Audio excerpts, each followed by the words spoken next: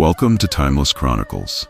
Explore history, mysteries, and fascinating stories from around the world. Subscribe now for captivating content that takes you beyond time. #Timeless Chronicles, History, Mysteries. 48 Lost Self-Reliance Skills That Kept Our Race High. For most of human history, daily life has been about surviving to live another day. And over the course of millennia, humans got pretty good at it.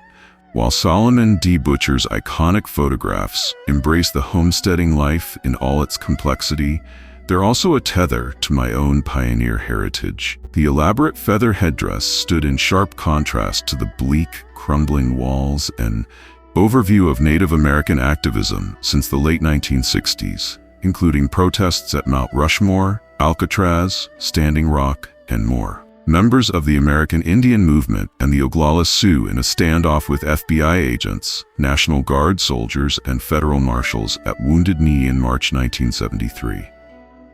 Photo by Bettman, Getty. As Martin Scorsese's latest epic Killers of the Flower Moon is released this week, Karen James explores the terrible true history that inspired the film.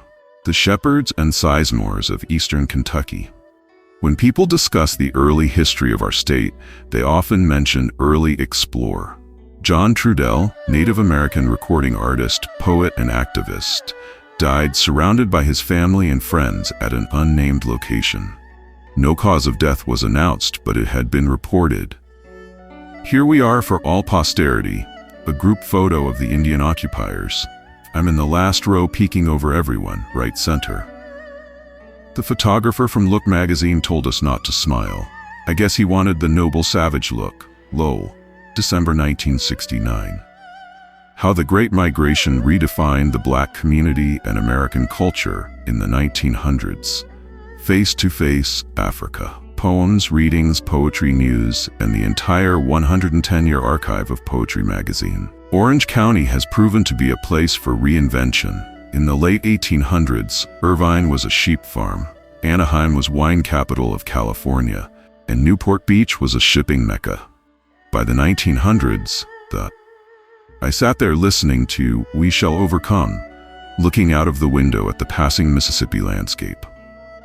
Anne Moody, Coming of Age in Mississippi, the classic autobiography of a young black girl in the rural South. Marion Post, June 7, 1910, November 24, 1990. Later Marion Post Wolcott worked for. Continue reading. Life on Mississippi Delta Plantations by Marion Post Wolcott, c. 1939. The Girlfriends, Inc. It all started over a pot of stew in the summer of 1927. Eunice Shreves rang a few friends to come over to her New York home, break bread, and make a few more memories before heading their separate ways for college. The Harlem Renaissance was at its peak, and these ladies, in the years when much of America was racially segregated, Oak Bluffs was a place of refuge for African Americans. The town will be included in an upcoming permanent Smithsonian exhibit in Washington, D.C.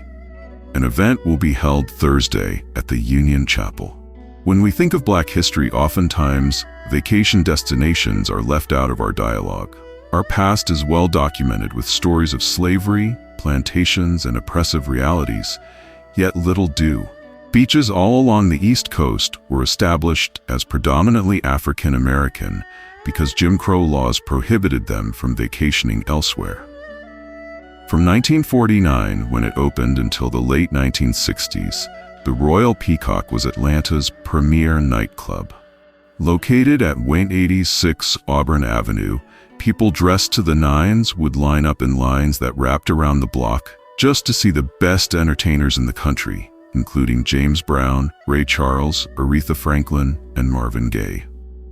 The club helped create the fertile soil that allowed Atlanta to become the hip-hop and rhythm and blues capital of the South.